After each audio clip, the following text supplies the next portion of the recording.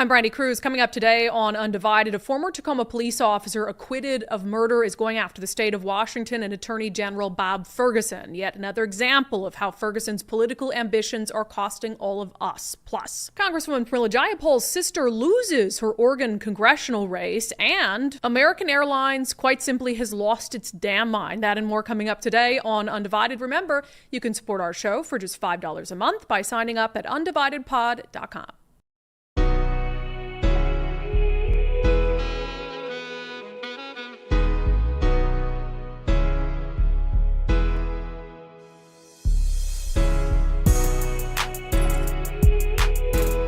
Hello and welcome to Undivided. Thank you for being here. Thank you so much for your commitment to giving common sense a comeback. I'm Brandi Kruse. We'll have a little housekeeping to do here after our lead story, but I want to dive right into it.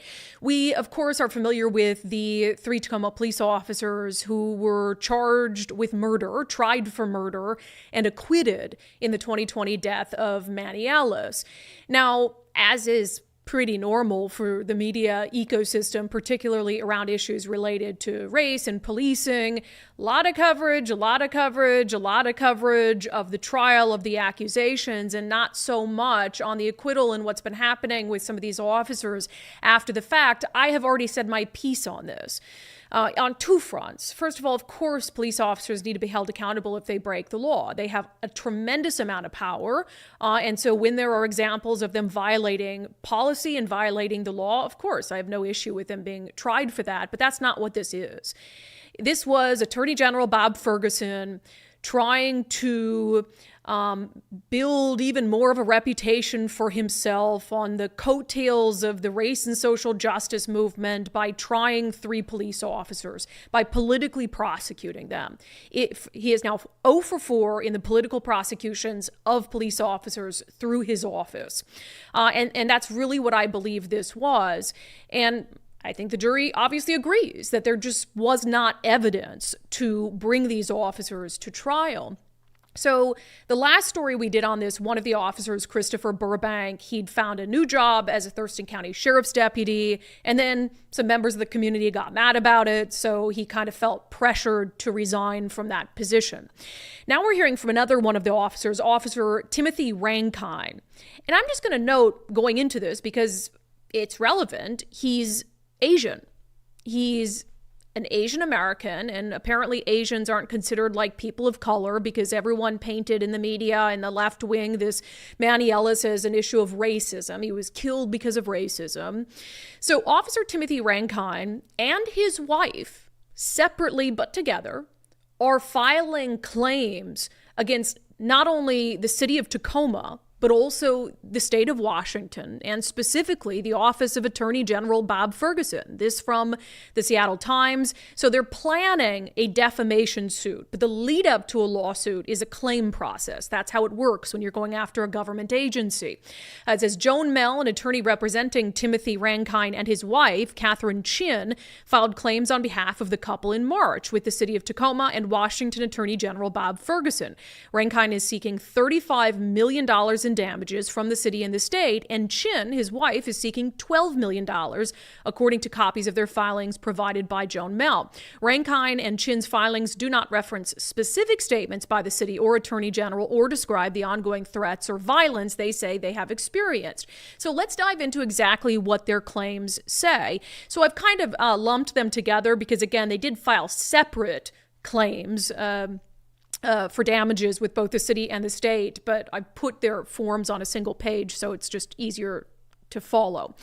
So let's look at the claim against the city of Tacoma. So this is from Officer Rankine's claim. It says, describe what happened. He said, politically motivated, false accusations of racial bias policing and criminal misconduct, creating a hostile work environment, inciting hatred, threats against me and my family. It says, how was the city of Tacoma involved? He writes, elected officials and employees made false statements to the public in press conferences, meetings, and directives, wrongfully and falsely accused me of criminal misconduct. And when I read that, I thought of the mayor of Tacoma, who came out before any evidence had been heard or before any trial and said these officers needed to lose their job and made it seem and sound like a racial justice issue. It says, describe any damage or injury.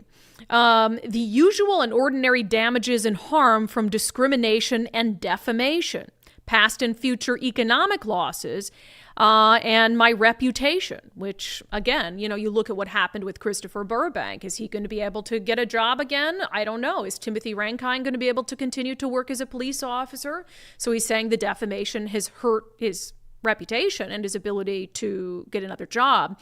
His wife said in hers that the city incited hatred and hostilities against she and her husband. Damage to my marriage and personal safety, severe emotional distress. I imagine that she went through some severe and emotional distress. The question is the city at fault for that? And that's what they're going to have to prove. Now, the claim that was filed with the state of Washington is very interesting because it explicitly says, state agency or department alleged responsible for damage and injury, Attorney General Bob Ferguson and his staff. So the claim is directly about the alleged conduct of the Attorney General himself. It says, describe the cause of the injury or damages, explain the extent of property loss or medical, physical, or mental injuries. This is from Timothy Rankine. Politically motivated, false accusations of racial bias and criminal misconduct creating a hostile work environment. His wife said, inciting racially motivated hatred toward my husband and his work as a law enforcement officer, disrupting and interfering with our marriage and my ability to live and work safely without fear of retaliation and reprisal, using politically motivated false statements and criminal prosecution of my husband for conduct that was not true. Again, directed at Attorney General Bob Ferguson, the damages they're seeking from the state of Washington to the tune of $35 million.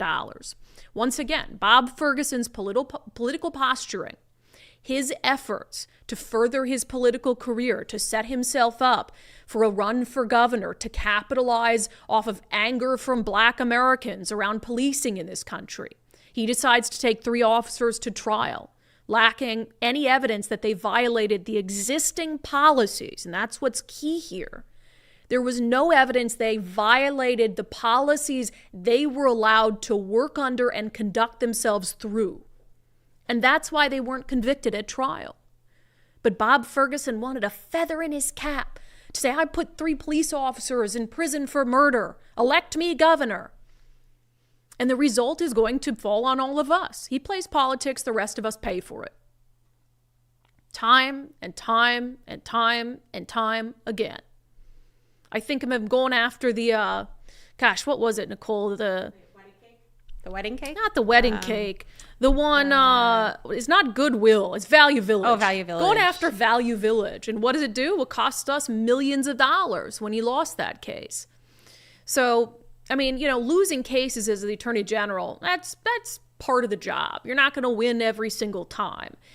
But what happened in the Value Village case when he tried to say that they were misrepresenting themselves essentially as a charity, that the judge says, hey, by the way this stuff is supposed to work, you were supposed to go to them first and just say, look, we don't think that you're operating the way you should. Do you want to fix it?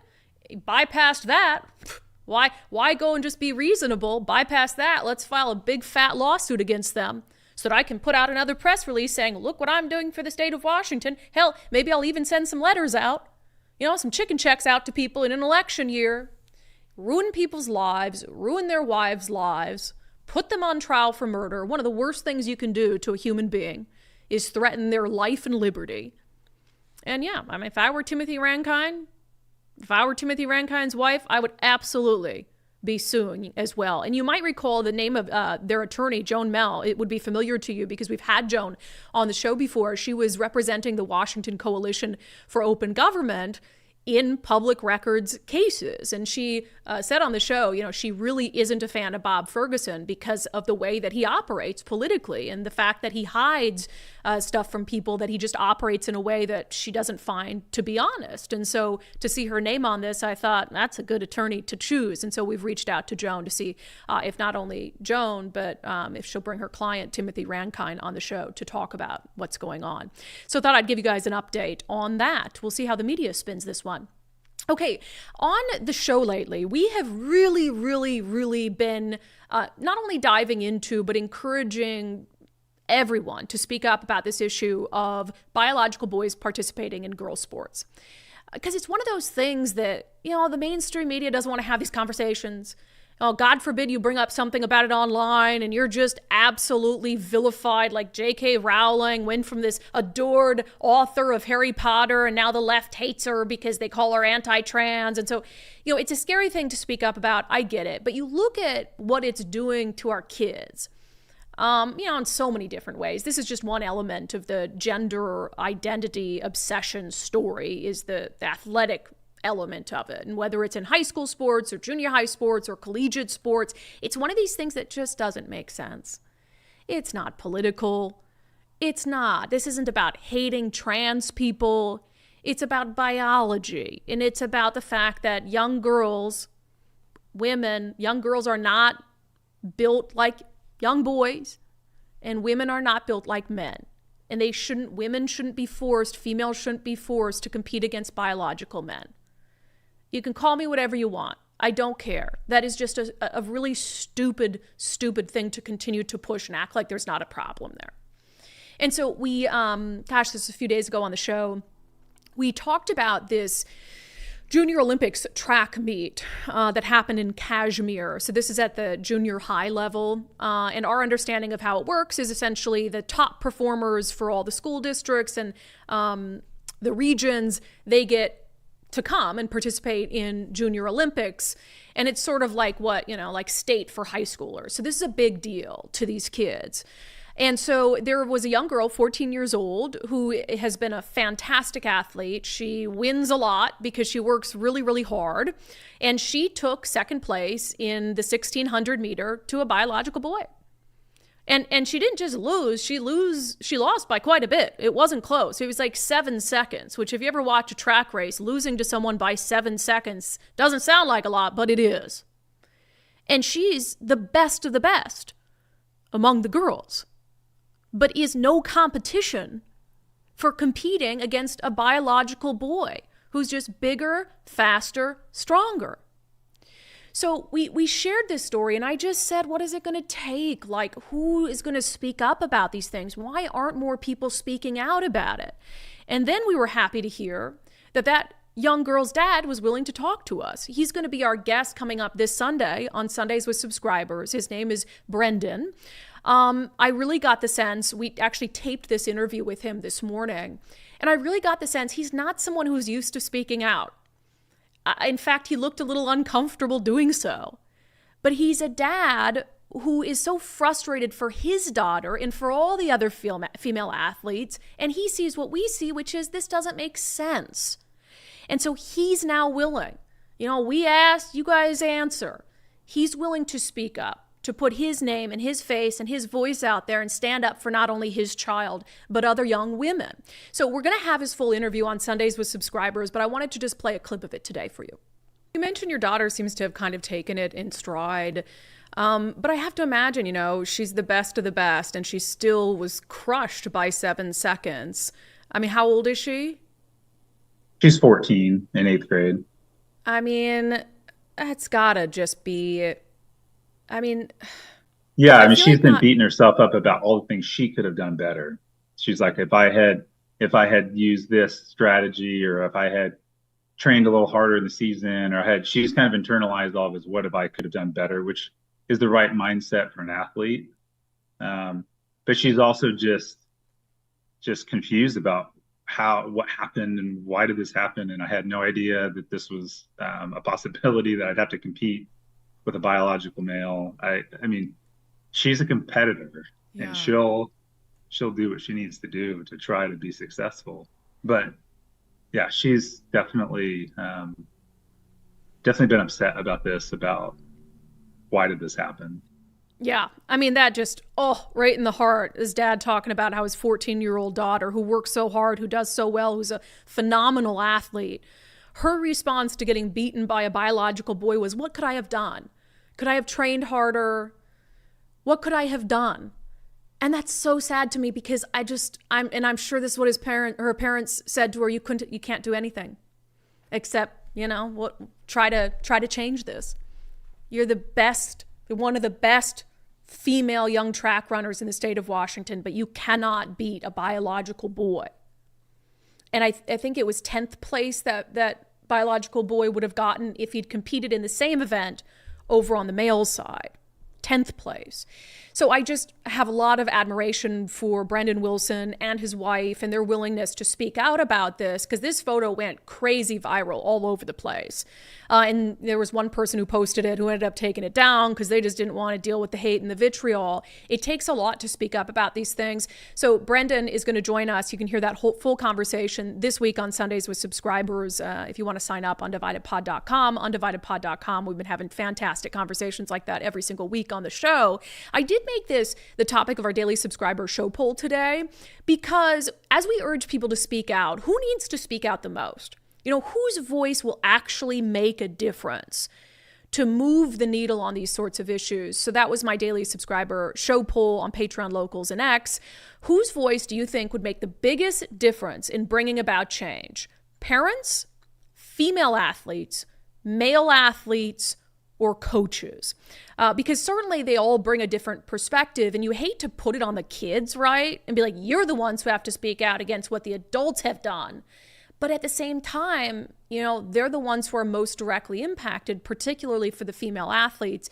That's the choice a lot of you are making right now, saying female athletes. Megan says, that's a tough one because I feel it should be a collaborative approach. I have a very athletically gifted girl and will die on this hill when she gets a bit older. Why can't we just have 3 divisions, biological males, biological females, and trans in terms of, and I agree with that. I mean, it's sort of silly because it's like, okay, we're just going to rebuild a whole system around 0.001% of athletes. But it's like, if it's that or let them participate against girls, fine, like do a division. But in some places, it's going to be a division of 1.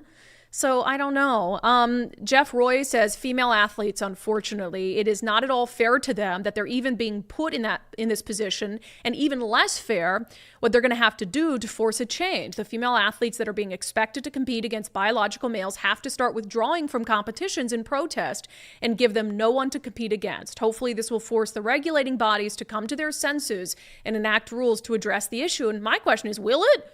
And you have, that's devastating, first of all, like you said, Jeff, to ask these young girls to be the ones to put their successes on the line and all the hard work that they put in to be good at something and to win most of the time. For this young girl, she usually wins. And to say, okay, I'm one of the best and I'm going to stop doing it. That's a tough thing to ask of kids, but I got to agree with you. I mean, I think that makes the biggest impact. Coaches should be speaking out as well. We asked Brendan, did your daughter's coach say anything? And it sounded like the coaches are kind of scared to speak up and they're worried about their jobs. So just insane. E says the adults need to take charge. The coaches are the ones that have direct input to the people in charge of the leagues. Why would anyone think the girls have any power? They are children and no one listens to the kids. Never have, never will. I agree. It's got to be everyone collectively, and even, especially, I think, people who don't have kids in school or don't work for the school district. What are they going to do to us? Can't kick my kid out of school. I don't have one. Can't fire me. I work for you guys, so it's a tough thing. All right. I have been talking about my success on the Eastside Weight Loss Clinic program, and I love I get messages all the time from people who have started the program and are seeing fantastic results. I describe it like 60 days of hard work followed by a lifetime of just better lifestyle choices, honestly. And if you can get through 60 days, I think you can do anything for 60 days if you really put your mind to it. And the thing is, a lot of patients lose 20 to 30 pounds in those first 60 days. I lost almost 30 pounds. So the reward that you're getting for your hard work along the way, is the motivation you need, or at least for me it was, to keep going. There's no prepackaged meals, no counting calories, no strenuous workout routines, no drugs or injections. They just teach you what to eat in the right portions and then how to maintain your weight loss for life. So do what I've done and what so many others have done. Schedule a free 15-minute consultation with Dr. Ryan Coogan and his team at eastsideweightlossclinic.com. All right, a little bit of housekeeping before we get too deep into the show today. We are not going to have a show tomorrow. I am traveling for a seminar, and we are not going to have a show on Monday because I agreed that Nicole would get a list of vacation days for holidays. And whenever I make Nicole work on a holiday, you guys are mean to me in the comments.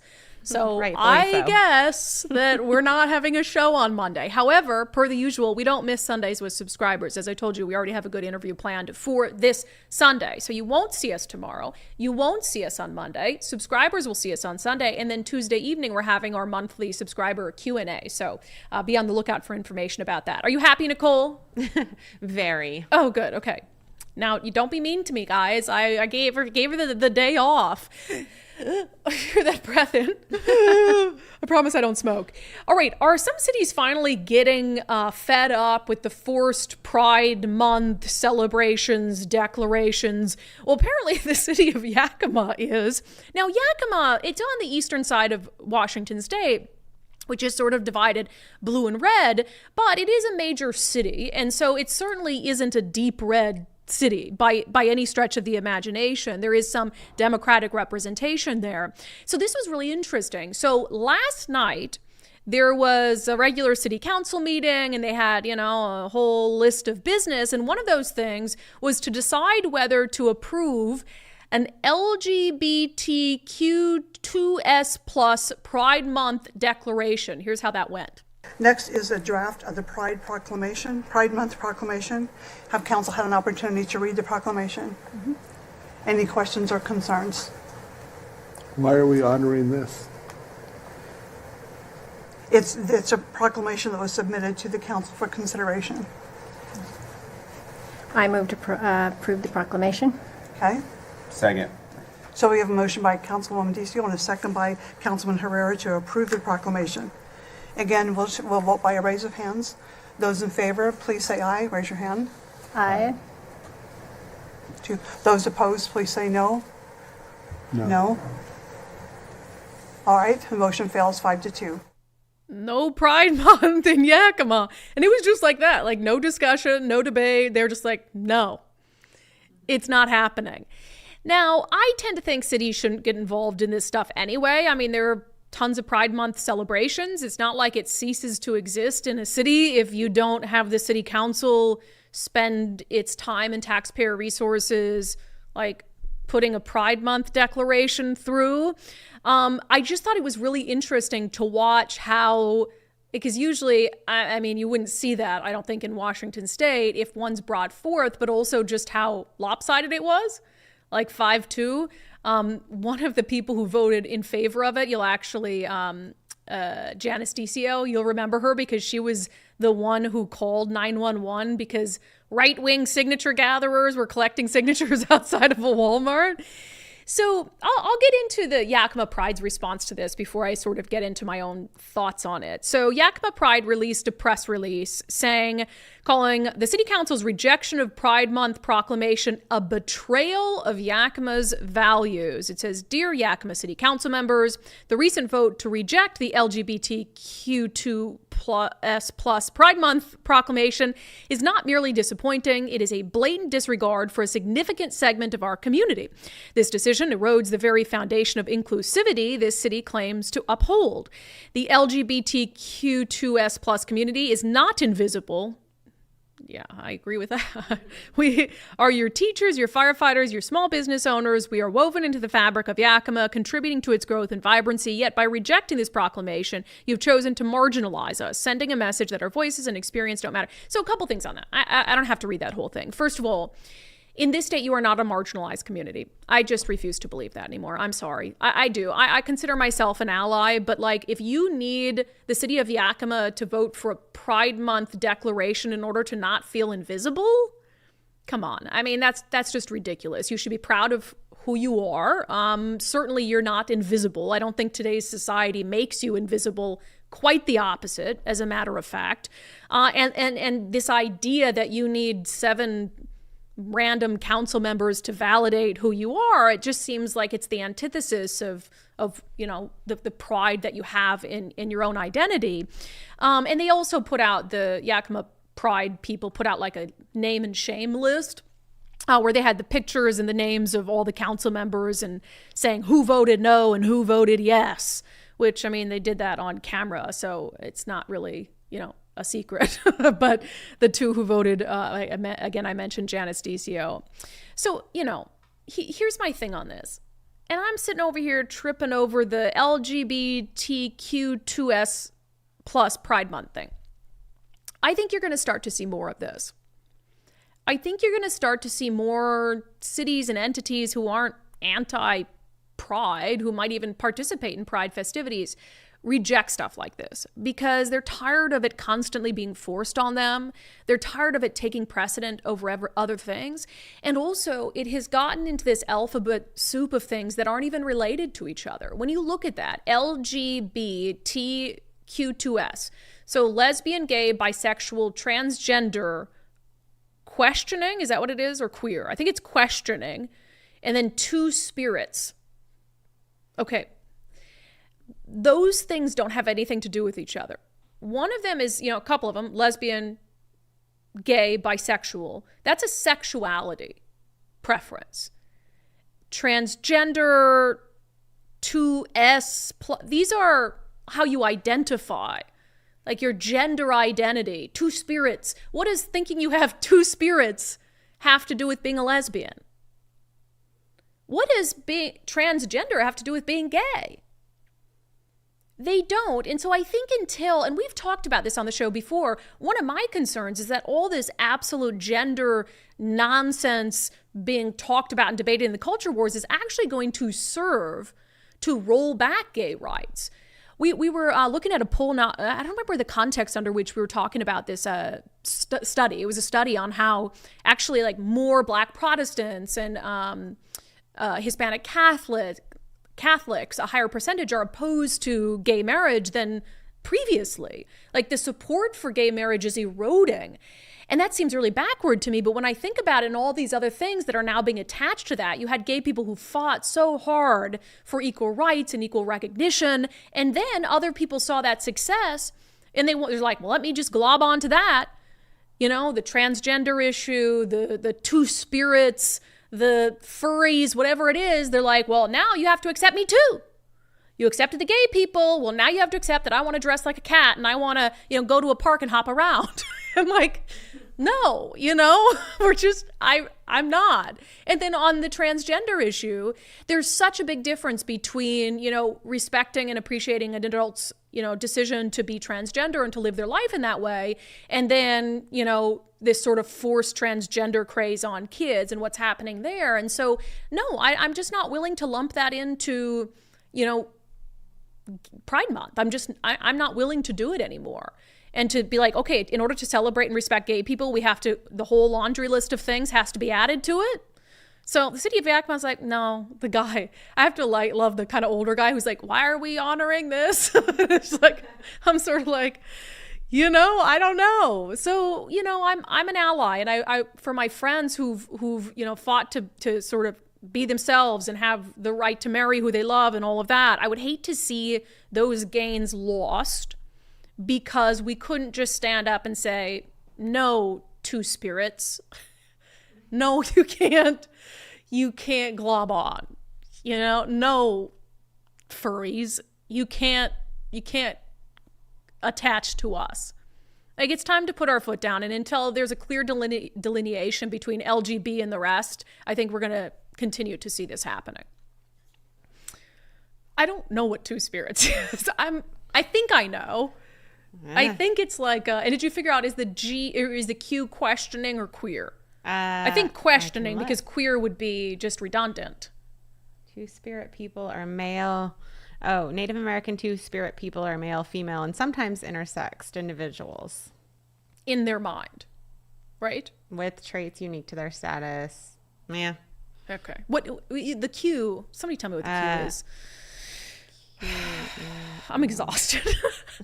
I'm exhausted. It's queer or questioning. Okay, gotcha. All right, I figured it was going to be questioning.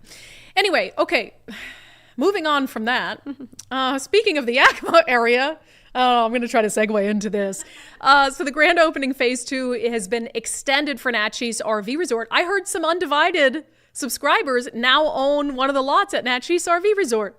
So that's exciting. They went over there during the grand opening weekend. Invite us, okay? Invite us. So the grand opening pricing is still going to be in place this weekend at Natchez RV Resort. We're told there are still a couple lots left. In fact, Tig is going to actually be out there this weekend taking reservations, and I'm going to be stopping by on Sunday. I hope my husband's not listening to this right now because he doesn't know yet. But on Sunday, I'm going to be stopping by because I actually really want to see the resort because everything online looks amazing. I mean, the place has everything you could ever want. It's a luxury RV resort, 4,300 square foot clubhouse, pool and spa coming soon, endless trails, wine tasting nearby. I mean, honestly, this place really is a luxury destination, whether you want to be out there full time or head over on the weekends. And Tig says there's a lot of people who I think would let's just say be pleasant neighbors if you decide to buy a lot. It's an awesome group of people. I can't say better things. It's all very like-minded people. I'm sure a lot of them listen to your show. It's a lot of people still living and working over here in the greater Seattle area that just want that home base to go to, and they want quality. They want to keep it a resort and not just have it be a park. And it's very tough these days with RVers for them to find a place to go, especially a quality spot. This is one they own. They can treat it like a second home, have their big RV sitting over there. If they get off work on a Friday and feel like just shooting over there, they know it's an option. They can also, when they're not using the lot, we have a great rental program where we can put it into the rental pool and they can rent it back out or weekend to the general public and have them bring some money coming in for them when they're not using it. Yeah, so phase 1 sold out quickly, and this weekend they're going to do an extended grand opening pricing on phase 2. Lots from just $79,900. Reservations do fill up fast, so reserve now, 800-422-6009, 800-422-6009, NatchezRVResort.com. All right, it is official. Something I think a lot of us suspected was happening, but was being hidden from parents and from the tax-paying public, is the fact that the Seattle Public School District is offering gender-affirming hormone therapy to students behind the scenes. Let's talk about it in our segment, Unbelievable.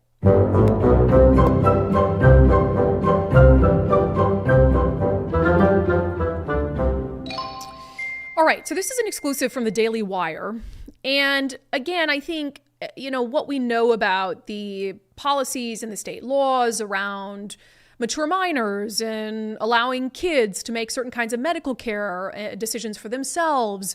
The law 5599 that says, hey kids, if your parents won't let you get gender hormone therapy, you can run away from home and we'll put you up at a shelter somewhere. So it's really not a surprise to me to hear that there is now official confirmation that the health centers that are being run via the Seattle Public School District are offering gender affirming hormone therapy to students. But because now it's sort of, you've got the black and white evidence of it, I want to talk about it today. So again, from the Daily Wire, it says emails obtained by the Daily Wire reveal that Neighbor Care Health, a healthcare organization that runs clinics in middle and elementary schools in the Seattle Public School District, announced in January 2023 that hormone treatments were now included in the gender-affirming care it could offer. The Neighbor Care Health team wanted to share an exciting new update to our school-based healthcare services. The email from a program manager, which was obtained by the group Parents Defending Education through a public disclosure request, reads, our program will begin offering comprehensive evidence-based gender-affirming care services to our students and families who need them. So this is an internal email sent within the health center program that was obtained by this parents group. According to the Daily Wire, the change meant that the group could now give hormone treatments to children. Quote, again from this letter, while our school-based health centers have long offered a continuum of gender-affirming care services, including supportive student counseling, promotion of social identity, and health education, this step will allow us to begin offering families across our access to important medical interventions, including hormone treatments. A couple things about that before I keep reading. The word choice is horrifying here. So it says, well, our school-based health centers have long offered a continuum of gender-affirming care services, including supportive student counseling, promotion of social identity, which sounds to me like that, similar to what Tamara Pitsky told us, who, was a therapist at Multicare who lost her job for being a whistleblower, where she was just told, just affirm their gender, affirm what they want, send them on their way to the gender clinic. That sounds like what this is. Kid comes, maybe they have some underlying issues, maybe they're depressed, whatever it is. No, if they think that they might be a two-spirit or whatever it is, just promote their identity. And then it says, the step allows us to begin offering families access to important medical interventions, including hormone treatments, medical interventions, and begin offering families access. Let's be real about what this is going to do. It's going to give kids access to certain kinds of care that their parents don't want them to have. That's what it's going to do. Now, you can't, in the state of Washington, as a minor, get gender transition surgery without parental consent unless you are determined to be a mature minor. Then you can do that from the ages of 13 to 18 without parental consent. So are they going to be allowed at these clinics run through the school? Are they going to have the authority under the law to determine that someone's a mature minor and let a middle schooler who comes into one of their clinics make the argument that they're a mature minor and they should be able to get access to whatever sort of gender therapy that they want? Because we already know the school district is highly ideological on these issues. So now you have a health clinic that's in certain elementary and middle schools in the school district, and they're going to try to get away with whatever they can on this front. And this is really scary stuff. So the Daily Wire goes on to say, Neighbor Care, which runs 14 different school-based clinics in Seattle Public Schools and Vashon Island School District, states that their mission is to, quote, help students do better in school by working to address health concerns, prevent serious illness, and promote a healthy lifestyle. Well, that sounds nice. I don't have any issue with that. Wow, that's what it says on their website. Help students do better in school by working to address health concerns, prevent serious illness, promote healthy lifestyles. That sounds like fine. That's like PE promotes a healthy lifestyle. Like, that's all you're going to do, no big deal. The issue is, what they don't say on their website is that they provide these so-called gender-affirming care. That's not what they're advertising themselves as. That, in fact, is conspicuously absent from its list of services offered, according to the Daily Wire. So you go to the services offered through this clinic, none of that is listed there. None of that is listed there, despite the fact that in this internal email they got a hold of, it says we're going to start offering these services. That was a year ago. And still a year later, it's not listed publicly as the services that they offer. Instead, they're just there to work on health concerns, prevent serious illness, and promote a healthy lifestyle. They're hiding it because they know it's ridiculous. It says the change meant the group could now give hormone treatments to children. It explained, quote, while our school-based health centers have long offered a continuum of gender-affirming care services, including, we already read that, the offerings mark one of the boldest efforts to create what Manhattan Institute fellow Leo Saper has dubbed the school-to-clinic pipeline, where young school children are encouraged to undergo irreversible medical interventions that seek to change their sex. So the concern here being that, I think a lot of these kids are being indoctrinated in schools, right? You have this secret environment that our policies at the state level allow for. You're not allowed to, remember, via OSPI.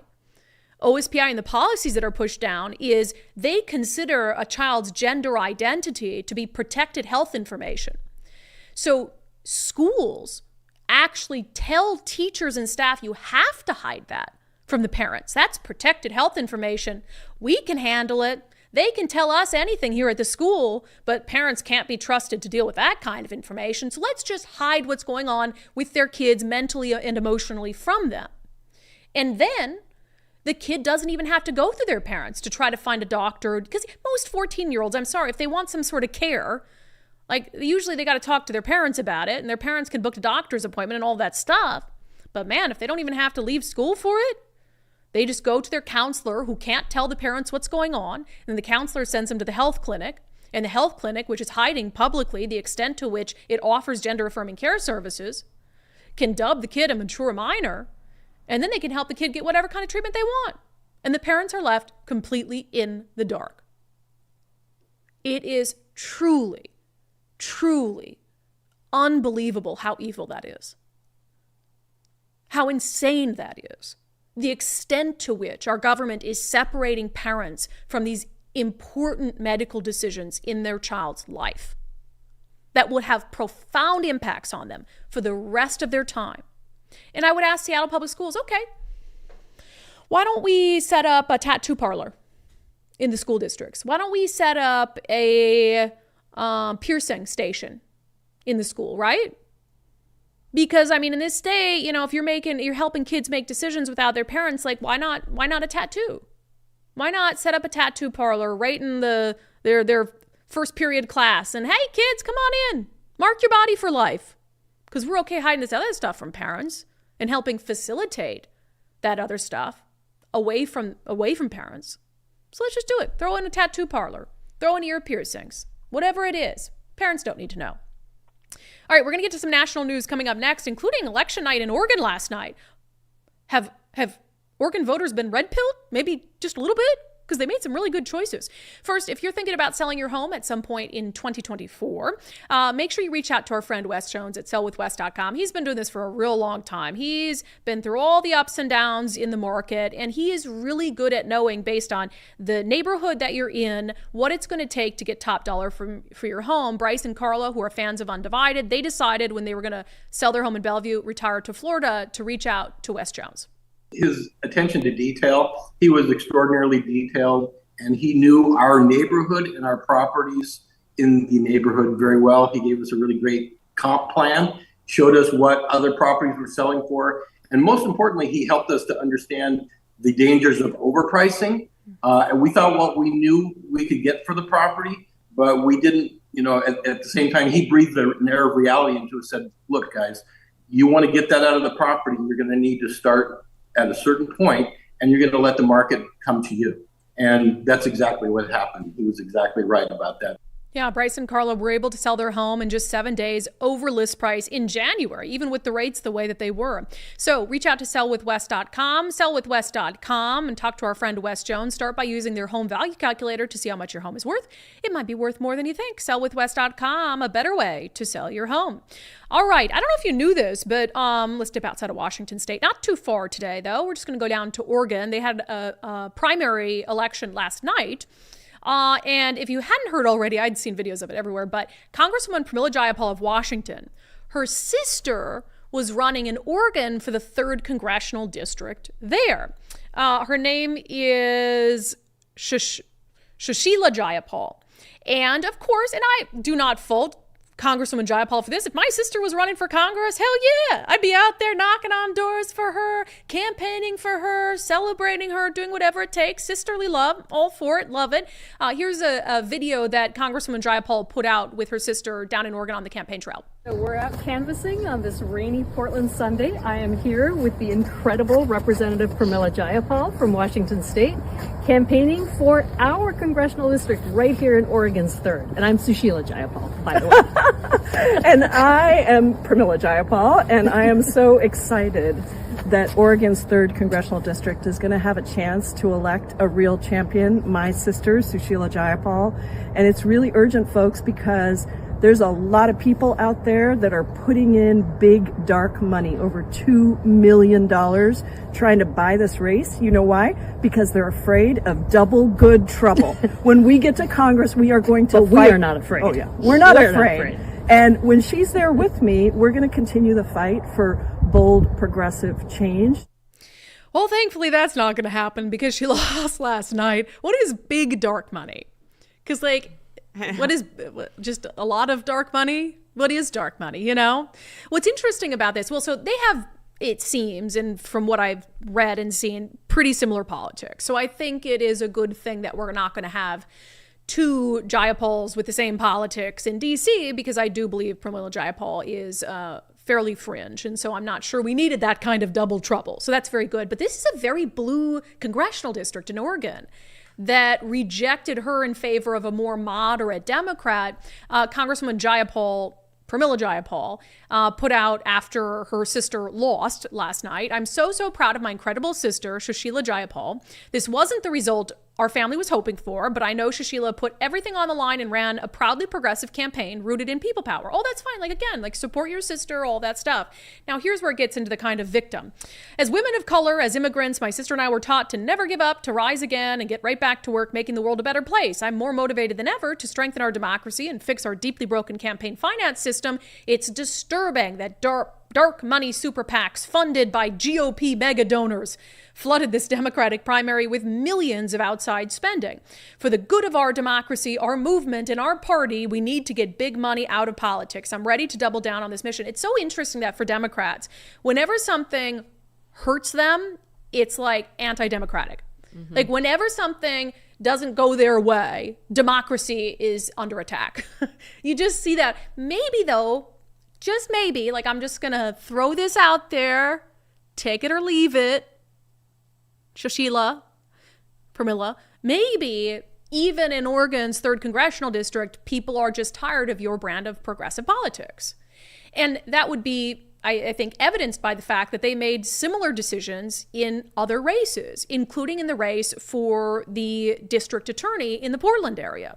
So you might have heard of a man named Mike Schmidt. Mike Schmidt is like a Soros-backed, uber-progressive, soft-on-crime DA. And he's now going to lose his job after last night's election. So, you know, the Congresswoman Jayapal's sister, very progressive, losing in a blue district, that's not a one-off.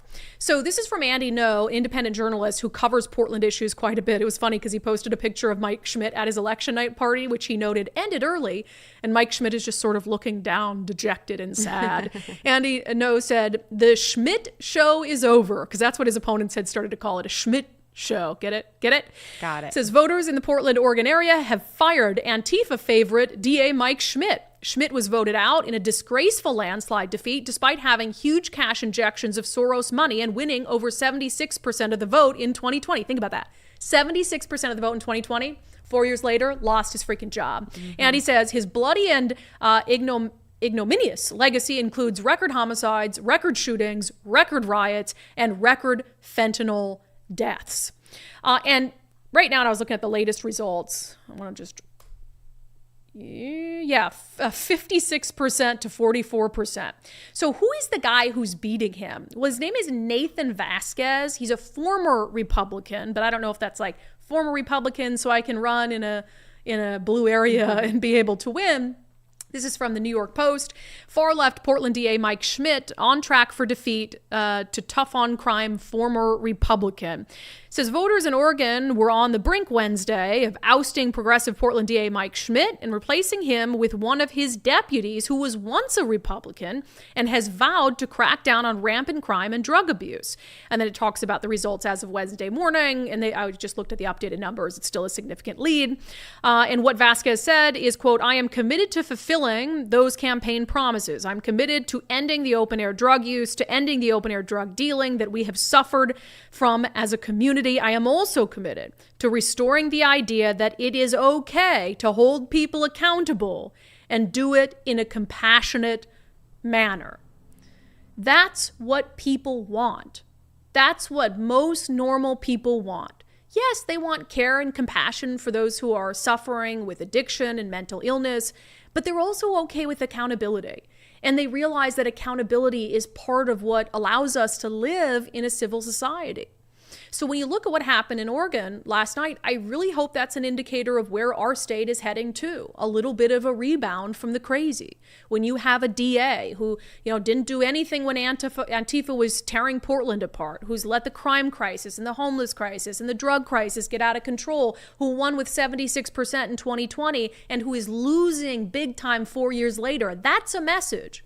When you have someone with the name recognition of Congresswoman Pramila Jayapal out stumping for her sister for a congressional seat, and she loses in a very blue district, that sends a message that even some progressive voters don't see what's happening as progress. All right, one more national story for you here. We're going a little long on the show today because we're not going to be here tomorrow. So, American Airlines, what is wrong with you? there's often this pushback against airlines for XYZ, things that happen, and there's usually outrage like, I'm never going to take Delta again, or whatever it is. And I never really care. I'm like, I'll just take whatever's cheapest, as long as it's not Spirit, you know. But this one, Wow, I might on Spirit. Have you ever flown a Spirit flight? I have. That's not an option. I know. It doesn't matter if it's free. I'm It not is getting on a definitely not Spirit an plane. option for Brandi. Absolutely not. But now I'm really thinking American Airlines, this might be the first time I boycott an airline over something. So you'll remember the story of this creepy flight attendant who taped his cell phone to the back of the airplane toilet with the camera pointing forward to be able to get creepy videos and pictures. His name is Estes Carter Thompson III. Interesting last name there. Arrested in January for allegedly trying to film minors as they use the plane's bathroom. He was caught after a 14-year-old passenger who was flying from Charlotte to Boston used the bathroom and saw the iPhone, which was pretty obvious, but it was there and it was covered over by some tape. So this is the original. I want to get into how American Airlines has responded to this, because this is the real insanity here. So obviously, you know, the victims sue over this. Like, yeah, your flight attendant put his iPhone on a toilet seat to get pictures of underage girls. Like, yeah. So this is what caused a bunch of backlash yesterday to American Airlines. Own fault and negligence. Airline blames 9-year-old girl for being secretly recorded in bathroom. This is from the Daily Caller. After being sued by the family of a 9-year-old girl who was secretly recorded in the plane's bathroom by a flight attendant, American Airlines is blaming the child for the incident, according to new court filings. New filings from the airline show the company's lawyers recently arguing that the 9-year-old, who is not identified, allegedly knew or should have known the comprised laboratory contained, quote, a visible and illuminated recording device. It says, quote, the defendant, so American Airlines, would show that any injuries or illness alleged to have been sustained by the plaintiff were caused by the plaintiff's own fault and negligence. Oh my God. Oh my God. So American Airlines' argument in court filings is the 9-year-old should have known there was a phone there. It was really obvious, right? It was taped right there. So if she proceeded to go to the bathroom and was captured on the cell phone video from the cell phone put there by our employee, then that's on her, right? I mean, that's her own fault and negligence. How dumb can the 9-year-old be not to see a cell phone there? That is American Airlines' argument in court documents. As you can imagine, that did not go over well with the public when it came out yesterday, first reported in the Boston Herald.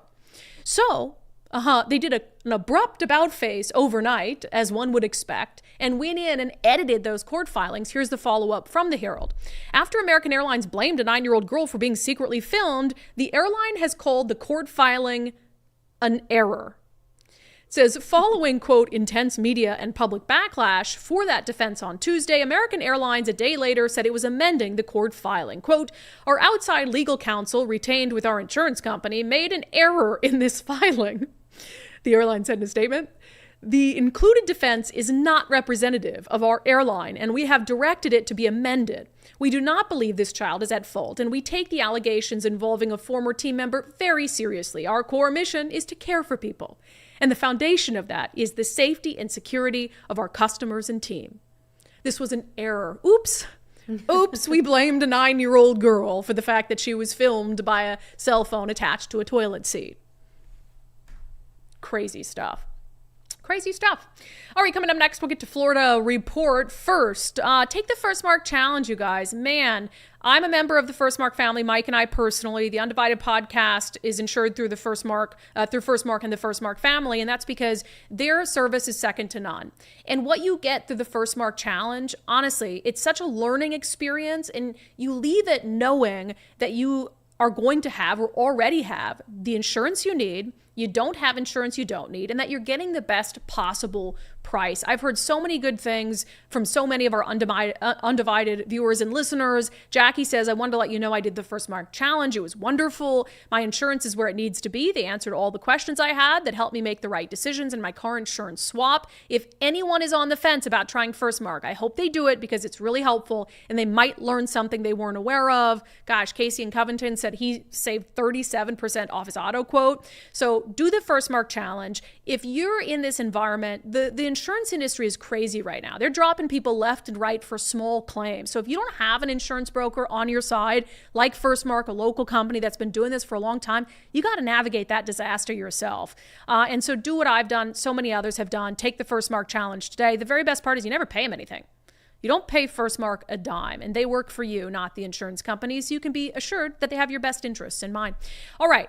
It's not Thursday, but it is Wednesday, and I can't give Miranda a day off, so we're going to do Florida Report a day early. It's not even controversial anymore. People know in Florida their freedoms are going to be respected. Hello, Miranda. Wednesday this week. You get the day off tomorrow, which means you don't get the day off today. Yeah, I don't know if that really constitutes as a day off, but yeah, sure. It doesn't. But, whatever. You can have a long weekend, All right. Don't worry. Nicole doesn't get the day off tomorrow either. I don't know if she knows that yet, but I have things for her to do. We'll figure it out. Oh, she's looking at me right now. Don't look at me, Nicole. Look at her smiling over there. Okay, let's start with this bizarre issue at the Miami International Airport. I've been there many times. I've never gotten a personal tour of sensitive areas of the airport, but apparently if you're a member of the Cuban Communist Party, they'll just invite you right in. Yeah, I have no idea how or why this is even a thing, giving officials from foreign countries, let alone ones that are known for like being communists and whatever, tours of sensitive areas of the airport. So on Monday, apparently members of the Cuban government were able to get tours of areas like some TSA checkpoints and baggage screening areas, the baggage claim areas, amongst other parts of the airport on a 5-hour tour. Yeah, the Cuban delegation, so the TSA hosted them, and members of Congress are demanding to know what happened. Like, why would you do that? These areas are designed to help prevent terror attacks, and you're basically showing them how we do that. TSA said in a statement, TSA hosts government officials and members of the aviation community at U.S. airports to foster a strong global aviation security posture. U.S. and Cuban authorities jointly manage the airspace between Cuba and the United States and ensure the safety and security of travelers using our airports. Okay. But still, I don't know what that has to do with taking them behind the scenes and showing them secure areas of the airport. Discussing it like at a round table so that everybody's on the same page is one thing, but allowing people to physically walk through, tour, and view some of the most like secure areas to me that should only be like viewed by the people who are like dedicated to working in the airport and securing those areas. And apparently this isn't the only time that they've been, toured certain sensitive areas of our country's outer defenses in a way. They went on a tour, I think last year or a year before, of Coast Guard like areas in Miami. And then also like somewhere up in North Carolina, they were also at a military base taking tours of things too. So I just don't really, and they also this year when they did it, it was on Monday, which is the International Independence Day for Cuba. Yeah. So I don't know. Insult to injury. I'm sure they took a lot of pictures and stashed those away. All right. So we had the Don't Say Gay bill, allegedly, in California. And now the media is dubbing a new bill the Don't Say Climate Change bill. And a local meteorologist is going off on Ron DeSantis. Yeah, he is. And not for nothing, it is extremely hot here. So I can imagine that for a meteorologist, it's kind of like, all right, it's really hot. It's the hottest year we've had on record in like 100 some years. And now we can't say climate change. But that's not really what this bill was kind of designed to do. I think Florida's been very dedicated and maybe not preventing future climate change, but we have a lot of issues with climate change at hand right now. So they're busy spending time, resources, and money on raising roads because they're already flooding and preventing like communities from being affected by stronger storms, stronger floods, and whatnot. And I think a lot of this new bill is kind of designed to kind of stray away from this conversation of the future so that Florida can focus on what we're dealing with today. Whether that's from global warming, climate change, it doesn't matter. He still has to make decisions based on what's happening here Well, and I in think Florida. to take some of the ideology out of it, right? Because climate change, can be this whole big talking point. And what are you actually doing? And you've had segments on the show before with what Ron DeSantis is doing from an environmental perspective. And he's actually respected by a lot of Democrats for his work in that regard. So what this says is, and this is from The Hill, the bill removes the requirement for the state to consider climate change when creating energy policy, and it rolls back references to climate change in state law. To me, I just see it as stripping the ideology. I mean, it doesn't mean you can't talk about it, but it's not going to drive every single decision that you make on environmental policy and as it says here, energy policy. Please keep in mind, the most powerful climate change solution is the one you already have in the palm of your hands, the right to vote. And we will never tell you who to vote for, but we will tell you this. We implore you to please do your research and know that there are candidates that believe in climate change and that there are solutions, and there are candidates that don't. Are you familiar with the meteorologist down there? I'm not familiar with them. The most accurate meteorologist in Florida is when you look at the sky and see if it's sunny or raining in the moment, because it changes so much. So I don't really watch the news for weather down here. And I watch the news down there, and their meteorologists, the females, boobs, short skirts. I was like, oh my God, it's a totally different, never would it be allowed in Seattle. It's interesting how different cities have different looks. And there it's like plastic, boobs to high heaven. And I'm just like, and then they turn, so they're pointing at the weather screen, but they've got like their butt, pushed out a little bit, and I'm like, okay, Little we dresses. see what you're doing there. We see. All right, one more, just because it's a crazy video. If you're going to steal a car, going to a car dealership to test drive one, I guess, is creative. Yeah, you might as well take a brand new one, or at least a slightly used one if you're going to take one. But yeah, so a Florida woman went in to test drive a vehicle with probably every intention of stealing it shortly after. So as soon as the salesperson got out of the car when they got back from their test drive, she took off with it, led Florida Highway Patrol on a little bit of a chase. And then I guess she kind of got to the end of her road and decided to just jump into a canal and try to swim away from them in the middle of the city. Too fun. Well, at least Florida Highway Patrol can pursue criminals. That's nice. I think they would have just let her drive away with it here. And you were saying that actually the canal that she jumped into, so it has this fountain in the canal, and you're very familiar with it. I am. It's like a kind of like a canal, but it's more like a lake, like a man-made lake with a fountain. And that was my view from the hospital for like a week when I was awake recovering. So when I saw the footage of this, I was like, hey, I know exactly where that's at. Did you ever think while you were sitting there about, stealing a car and jumping into it? No, I didn't. But I did watch a lot of traffic. And I can imagine that if I was on a police chase and I hit the traffic that road is notorious for, maybe I would probably jump in that canal and try to get away. Yeah. She's lucky a gator didn't get her. All right, Miranda, thank you so much. Have a good long weekend. It's not even controversial anymore. People know in Florida their freedoms are going to be respected.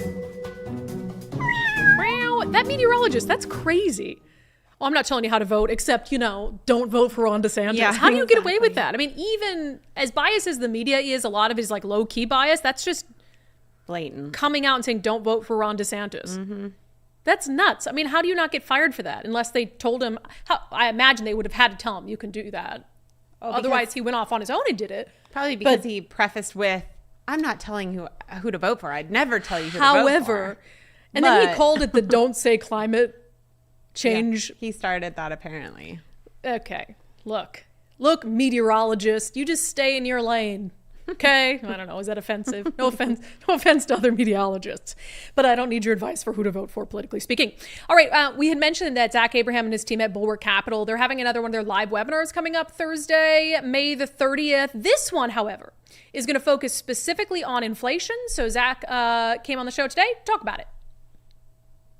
Zach Abraham, welcome back to Undivided. Thanks for having me. Always good to be here. Yes, we've been talking about the seminar that you have coming up, free for folks if they want to go to knowyourriskradio.com. And this one's particularly about inflation. You say inflation is a silent portfolio killer. Why? Because I think one of the most pernicious things, and truthfully, one of the reasons it is so pernicious is because we haven't really dealt with it at scale in 40 years. And the reason it'll get you is because, I actually think the last 2.5 years are a perfect example of this. So you kind of have this stock market mania mentality that is still, ever present. And yet, if you take a step back and look at it, the stock market's up about, 9% in the last 2.5 years. And yet at the same time, if we look at the way prices have risen and what our money buys us, it hasn't kept up with that, right? Like, meaning, yeah, we got a little 9% pop in the portfolio over the last 2.5 years, but prices are rising at a 5% annual clip. And so the reason I say it's a silent killer is because people are so used to checking the balance of their 401k. Oh, well, hey, I'm up 10% over the last 2.5 years. Could be worse, and it could. But what's not happening is right. The whole idea, it's sort of like Zimbabwe. Zimbabwe was the best performing stock market in the last 30 years. Yeah, it was up. It had years where it was up 800, 900, 1,000% in a year. Right? Sounds incredible, but not if the prices of everything around you are rising 1,200% a year. Yeah. Right. So that's why I say it's a silent killer, because we're used to looking at everything up is good, down is bad. Even if you're going up, are you going up faster than the prices are going up? And if you're not, you're losing money. It doesn't feel like it, but you are. And I think it is going to be a pernicious issue going forward. It was in the 70s in the last bout of inflation that we had. And like I've said before, not only is it something that we haven't experienced in a very long time, and most investors today that are investing their money have never experienced this, at least when they were investing.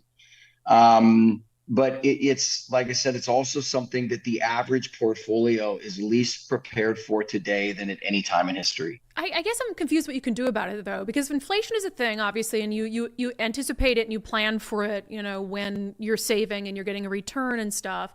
But at the same time, I'm trying to figure out, because you're already looking to make people as much money as possible, right? So is the only change to combat inflation just saving more?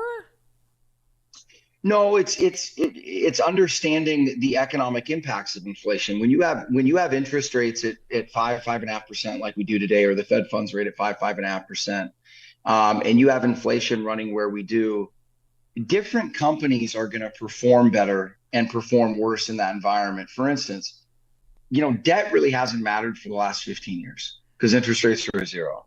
Right. So you saw a lot of these companies whose stocks were going up and everybody was talking about their revenue growth, and nobody was really paying attention to the debt side of the balance sheet because it doesn't really cost anything.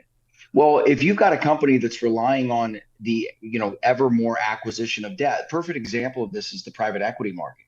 Right. If one of the reasons the private equity market got so big and so robust over the last 15 years was because rates were zero.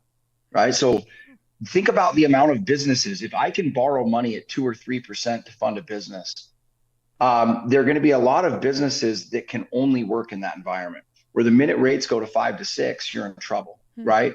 So it's knowing what kind of companies to look for, knowing that you probably just can't be spread across an index like has worked so well over the last 15 years, but just understanding the different types of things that work in inflationary environments.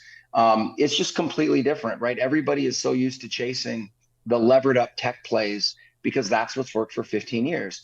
But all you need to go do is, first of all, most of their growth rates are slowing drastically. Second of all, a lot of them relied on a lot of debt funding to get things done. And that's really going to hit the cash flow side of the cash flow statement.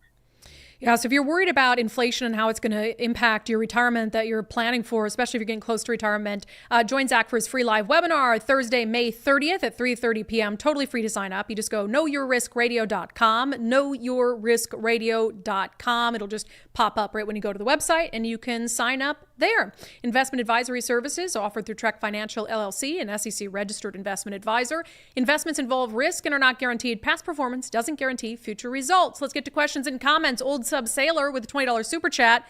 Leave the frickin' kids alone. Quit filling their heads with this crap and let them be kids. Just stop. Yeah, I agree. I'm assuming referring to the gender ideology BS. A $5 super chat from Matt Gilbert that we apparently missed yesterday about the Seattle Times columnist Naomi Ishaka, I can't say her last name, who wrote about the article about how women would rather go into the woods with a bear because men are dangerous. Matt says Naomi would choose the bear because it would be the only one to notice her sad trombone sound. Matt, that is mean.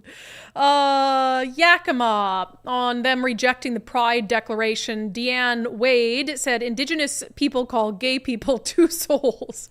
Well, no, I think that's what. That's what I said. No. Oh, okay. It's the two souls thing. Apparently, that's them saying gay. I guess it's the same thing. Okay, so maybe the 2S can go with the. I guess. Okay. All right. Yeah. All right. I don't know. Okay. Wasn't trying to offend Native Americans. That's why we just need one term. Let's bifurcate stuff that doesn't have to do with sexuality. Yeah. All that goes over here. Yeah. Minor attracted person over here. Okay.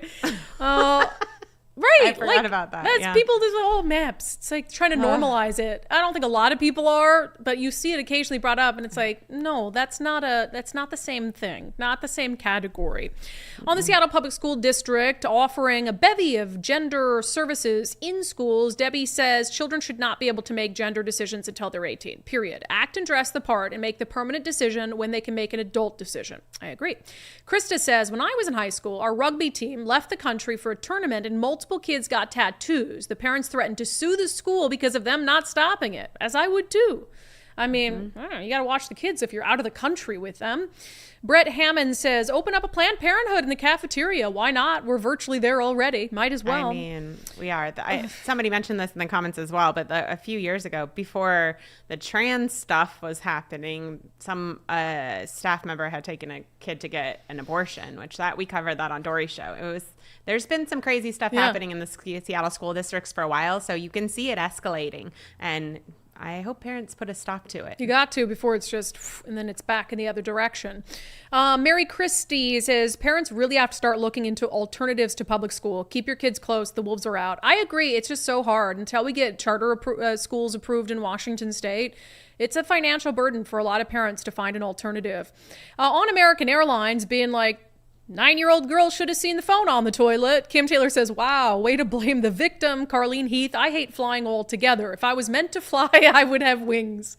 That's cute. That is cute. Although I will say, if she had seen the camera, she would have seen, 9-year-olds can read. It says toilet broken, so I would think you wouldn't sit down. So she obviously just went in there. It's a small space. You're just sort of like... You're like, oh, let me just go. And the toilet was open and you just sit down. Insane. That attorney who wrote that should be disbarred.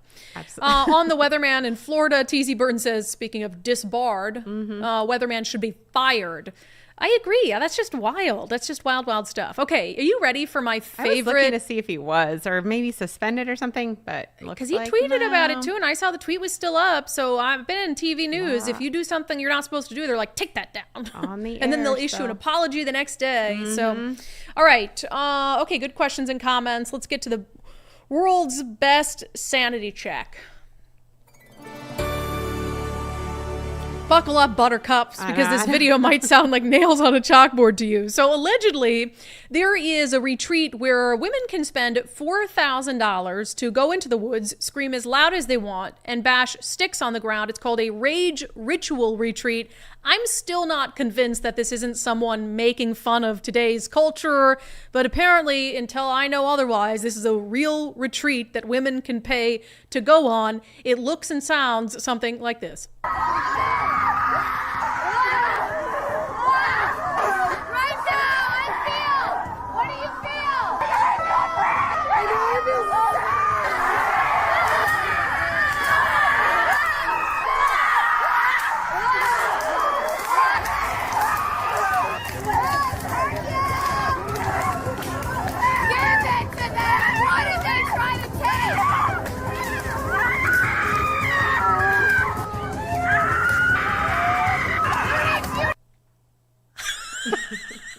Now, Now look, that might sound insane, but I too have dreamed about finding somewhere remote and screaming as loud as I possibly could. It's because I do this show, and that would be a really nice way to get the stress out.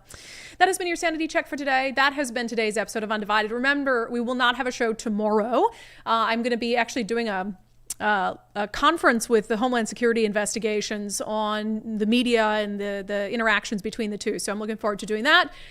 We will have an episode of Sundays with Subscribers this week, and then we'll be off for the holiday. Nicole, I did an impromptu YouTube poll asking if I should give you the day off tomorrow, and 88% of people said yes. Wait, who said no? Rude. 12% of people said no. However, I will be overruling them because I have things for you to do tomorrow. But you do get Monday off. How does that sound? Whatever. We're working on Monday. Now I got that attitude from Nicole. We're working. Also, can I make a plug for the merch store really quick? Yeah, look at that new pic. Daryl looking nice in the hat there. We've got 25% off everything in our merch store using the promo code SANITY24.